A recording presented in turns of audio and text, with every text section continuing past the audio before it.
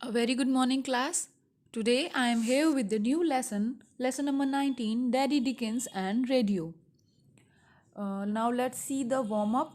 Read this interesting story about Daddy Dickens and Mother Dickens who seldom agreed on the same thing. इस chapter में दो character हैं main, एक daddy Dickens हैं और एक मदर डिकन्स हैं।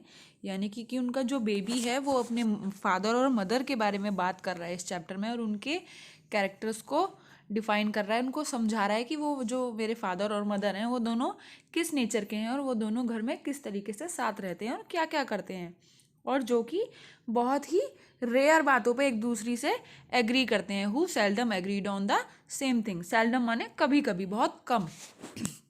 So now let's start with the story of this chapter. Okay, I hope you will understood it very well. Even though Daddy and Mother Dickens had been married for a long time, they were not at all alike.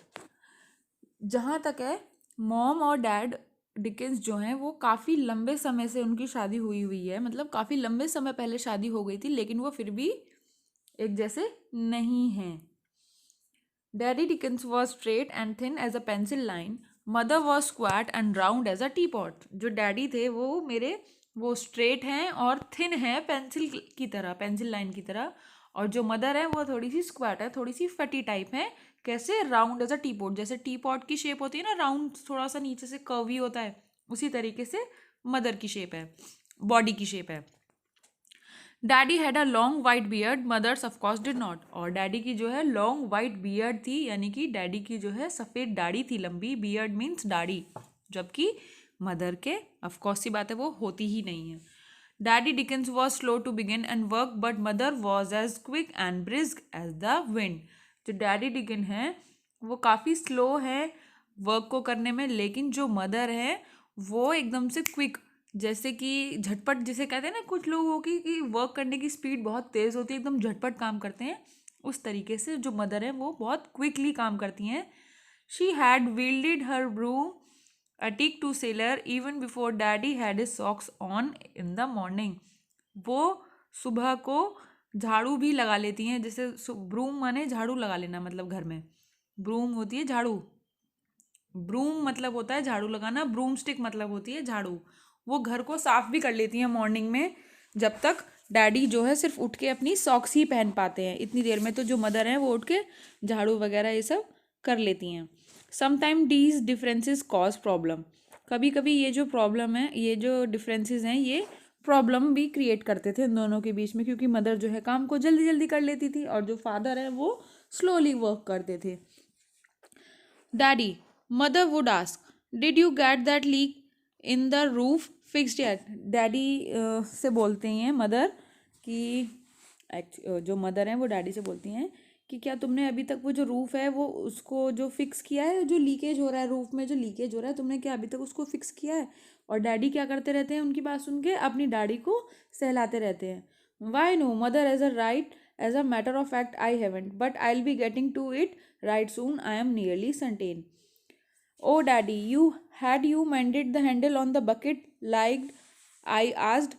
अब जो आगे हैं वो कहते हैं कि क्या तुमने जो बकेट का जो हैंडल है वो ठीक किया है अभी तक। No mother, I was thinking about doing that last Tuesday, but it look like it might rain, I thought I might it needing it to put under that leaky roof. Mother बोलती हैं कि मैं इसे last Tuesday को ठीक करने की सोच रही थी, लेकिन मैंने देखा कि रात को शायद बारिश हो सकती है, तो इसलिए मुझे शायद लगा कि इसको लीकी रूफ के नीचे रखने की ज़रूरत पड़ेगी, इसलिए मैंने इसको अभी ठीक नहीं किया। All was all mother said, but open things daddy and mother agree upon, they both like music.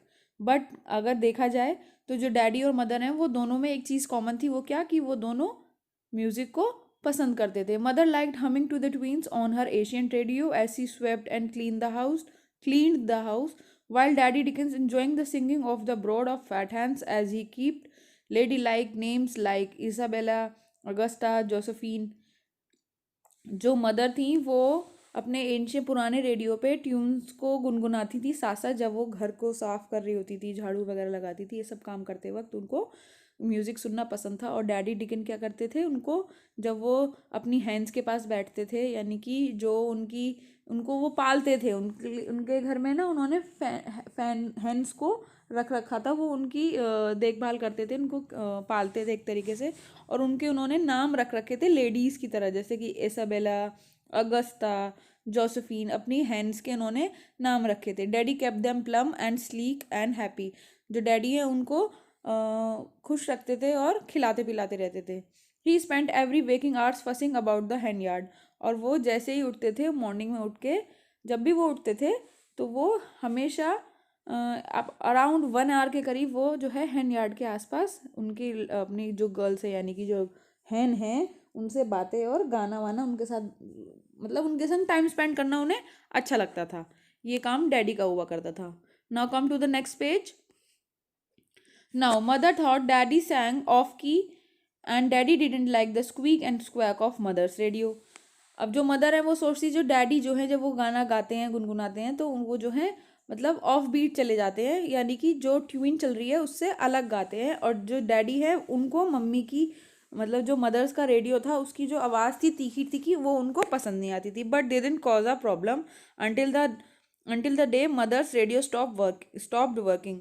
लेकिन उसने जब तक प्रॉब्लम कॉज नहीं करी, जब तक उनका जो रेडियो है वो काम करना बंद नहीं हुआ। Suddenly the course seems more difficult than ever without its pleasant company and daddy singing seem more off key than ever. अब अचानक से क्या हुआ, एक दिन जो है रेडियो ने काम करना बंद कर दिया, तो जो उसकी जो आवाज़ है वो डैडी की, वो और ज़्यादा ऑफ की हो गई, ऑफ बीट हो गई, जो वो गाना गुनगुनाते रहते थे। और जो मदर की जो आवाज़, गुनगुनाने की आवाज़ थी, वो उनको उनके साथ रहने की कंपनी, मतलब कंपनी इन द सेंस है, मतलब उनके आसपास रहने से भी ज़्यादा उसको उनको प्रॉब्लम क्रिएट कर रही थी, कि इससे अच्छा तो ये चुप रहे, गाए ना, चाहे आसपास ही रहे मेरे। In her sweetest voice mother hinted about and urge daddy Dickens to fix the radio, but it was no use. तो जो मदर है वो अपने हस्बैंड से कहती है, डैडी डिकिंस से, कि प्यार से कि रेडियो फिक्स कर दो, लेकिन उस बात का कोई फ़ायदा नहीं था, क्योंकि वो तो अपने ही कामों में मगन रहते थे, ना वो सुनते थे। Finally she added it to the collection of broken buckets and rickety chairs in the wood shed. अब उन्होंने क्या करा, उस रेडियो को अपने वुड शेड में रख दिया, जहाँ पे उनका कलेक्शन था टूटी हुई बकेट्स का और रिकेटी चेयर्स, टेढ़ी मेढ़ी टूटी फूटी चेयरों का। All that summer, while mother worked in her berry patch, Daddy Dickens sat in the old rocking chair under the apple tree, crooning to his girls.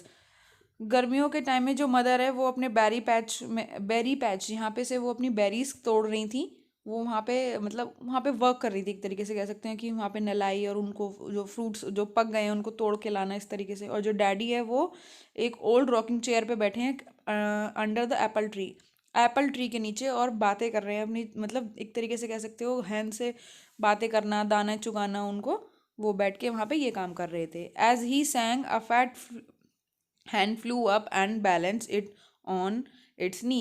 अब जैसे ही वो गाना गाना शुरू करते हैं, तो एक जो फैट हैन है वो उठ के मतलब उड़ के उनके नी पे आके बैलेंस करती है। He her boastful clucking announce she had just laid an egg in her nest. जैसे ही वो उनके पास आके बैठती है, वो समझ जाते हैं कि ये जो हैन है, इसने अभी अभी एक एग ले किया है अपने नेस्ट में। Mother he said I do believe my singing increase egg production. जो मदर है वहाँ से, वो जब बेरी पैच में काम कर रही होती हैं, तो वहाँ से बैठी बैठी बोलती हैं कि देखा मेरे गाने ने, मुझे बिलीव है कि ये जो इनकी जो एग प्रोडक्शन है, जो इनकी अंडे देती हैं, वो मेरे ज़्यादा गाने की वजह से है, इसलिए इनकी जो प्रोडक्शन है वो ज़्यादा बढ़ गई है। Mother eyebrows knitted themselves together and her mouth formed a straight line. I vow, if it were not for all the jams and cakes I sell Pritchard's stores, we would likely have starved long ago. Mother Dickon toasted the last berry in her basket and headed for the kitchen. अब जो mother हैं वो, जैसे होता है ना आंखें सुकोड़ लेने, एक तरीके से आंखें सुकोड़ को और बोलती हैं अपने मुंह पे एकदम से सीधी सी लाइन बना के, एकदम टाइप का जो चेहरा होता है ना, ना हंसना ना रोना, एकदम स्ट्रेट को फेस को एकदम से अजीब सा कर लेना। और वो बोलती हैं कि अगर मैं अपनी ये जैम्स और केक्स बना के प्रिचर्ड स्टोर्स में ना बेचूं, तो हम भूखे ही मर जाएं। Mothers Dickens toasted the last berry into her basket and headed for the kitchen. अब जो मदर डिकन है वो अपनी लास्ट बेरी को तोड़ती हैं, अपनी बास्केट में रखती हैं और किचन की तरफ चलती हैं। Soon there shabby little house grew fragrant with the perfume of jam bubbling on the stove and the pantry shelf sagged with glistening red and purple jar। अब जो मदर है वो इतने में ही जो किचन में घर में पूरे में खुशबू हो जाती है किस चीज़ की, जैम जो है जो स्टोव पे बबल कर रहा होता है यानी कि उबल रहा होता है, और जो जितनी भी उनकी शेल्फ्स होती हैं उस पर रेड पर्पल कलर के जार जो हैं वो चमक रहे होते हैं। Tomorrow was going to market day, क्योंकि कल जो है मार्केट जाने का दिन है। Before dawn the next morning mother assembled all her jars of jam in the wheelbarrow and went to look for her old blue straw going to market है। अब मदर जो है अगले दिन अपने सारे जार को असेंबल कर लेती हैं और व्हील बैरो में रख के अपने ओल्ड हैट को ढूंढ रही होती हैं, जो कि पुराना होता है ब्लू कलर का, जिसको वो हमेशा मार्केट जाते वक्त पहनती थी। It was in its usual place on the hall table, और वो कहाँ पर है, वहाँ जहाँ पे उसको वो नॉर्मली रखती थी हॉल टेबल पे, वो वहीं पर था। She clap the hat on her head and was on her way. अब वो अपनी कैप को पहनती हैं और अपने मार्केट की तरफ को चल देती हैं। Daddy has just settled in to his afternoon nap where the front gate creaked open. Daddy जो हैं अभी सोए ही थे आफ्टरनून, यानी कि थोड़ी देर दोपहर में आराम करने के लिए एकदम से ही गेट जो है खुलता है। Rufus Rufus, it was mother. Rufus wake up, preacher stores is having a contest on Saturday morning, a baking contest. And Rufus, guess what the prize is? Daddy considering guessing, but it was too late. A radio. Mother rambled on, a beautiful radio in a shiny wood case। अब जो mother है वो एकदम से market से आती हैं और वो जगाती हैं हस्बैंड का जो नाम होता है वो होता है रुफुस डिकन।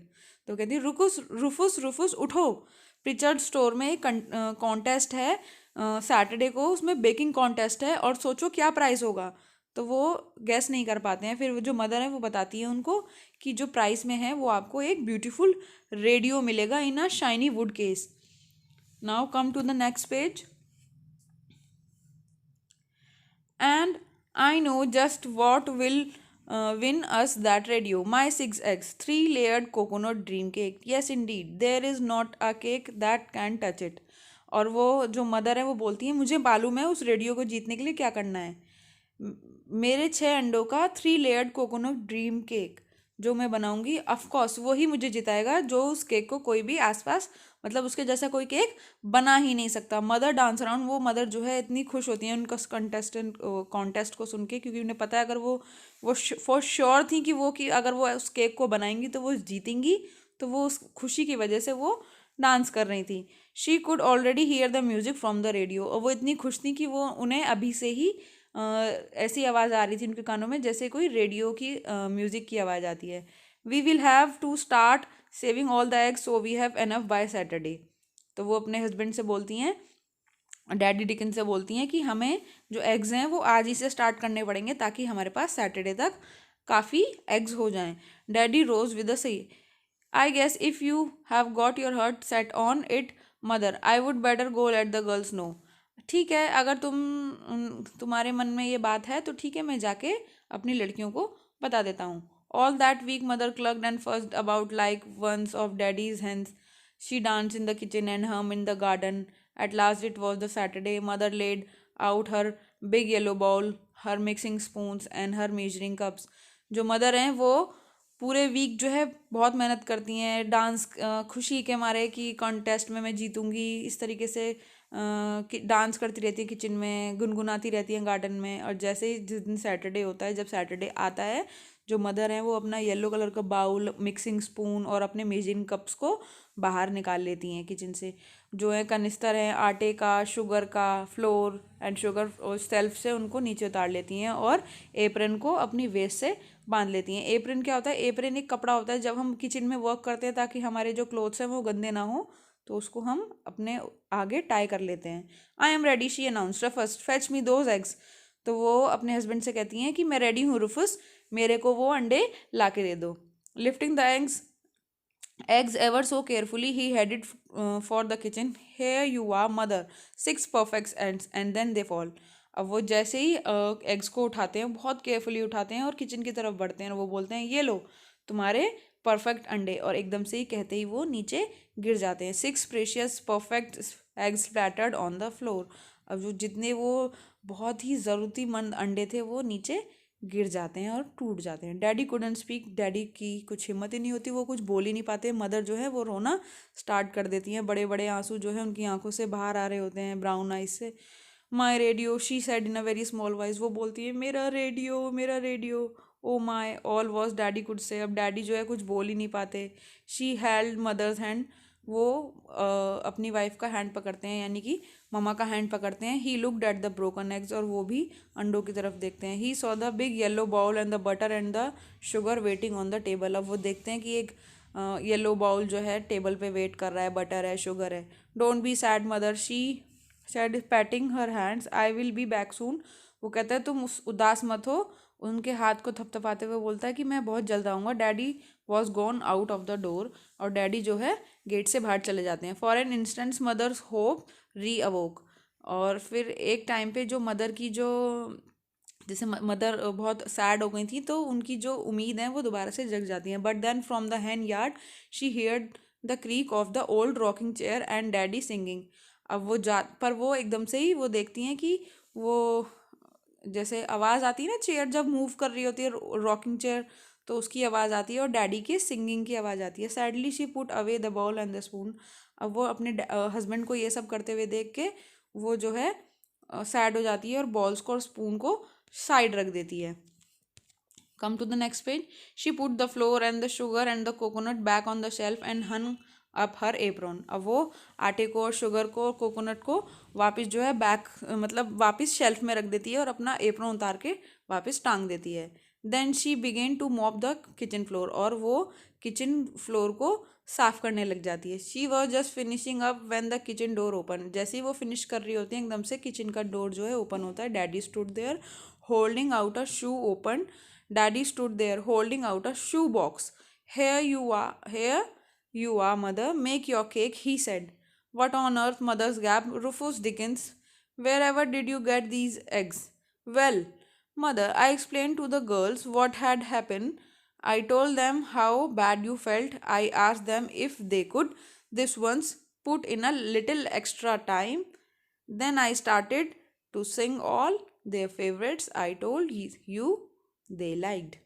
अब जो हस्बैंड है वो किचन का डोर खोलते हैं और वहाँ जाके खड़े हो जाते हैं, बोलते हैं, अब उनके हाथ में क्या होता है, एक शू बॉक्स होता है, और वो बोलते हैं लो अपना केक बनाओ। तो उनकी जो वाइफ है वो बोलती हैं कि तुम्हें ये अंडे कहाँ से मिले? तो वो बोलते हैं कि मैंने तुम्हें कहा था ना कि मैं अपनी लड़कियों को एक्सप्लेन कर चुका हूँ, मैं उनको बता चुका हूँ कि तुम्हारे साथ क्या क्या हुआ है। तो उनको ये बात सुन के और उनको मैंने बताया कि तुम्हें कितना बुरा लग रहा है, तो मैंने उनसे रिक्वेस्ट करी कि क्या वो थोड़ा सा एफर्ट करके थोड़े से मुझे एग्स और दे सकती हैं। और मैंने गाना गाना स्टार्ट किया उनका फेवरेट सॉन्ग, और मैंने तुमसे कहा था ना कि जब मैं उनके फेवरेट सॉन्ग्स गाता हूँ तो उन्हें वो पसंद है, और उन्होंने मेरी बात मान ली और मुझे एग्स दे दिए। So this chapter is over now.